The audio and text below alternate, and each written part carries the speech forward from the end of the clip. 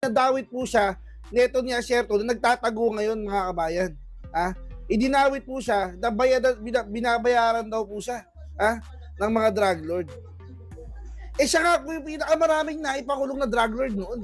Ang pinapaliwanag po ni Asierto, ay ni General Wilkins, doon sa kanilang pag-iimbestiga, hindi po lumalabas na miyembro o drug lord itong si Michael Yang.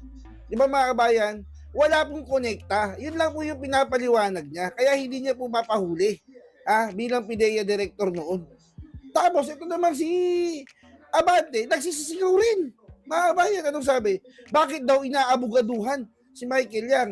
Mantakin mo, Mr. Abante, anak ni Satanas. Dinedepensahan lang po ni General Wilkins yung sarili niya dahil siya po ay idinawit nito ni Asierto. Hindi po ibig sabihin niya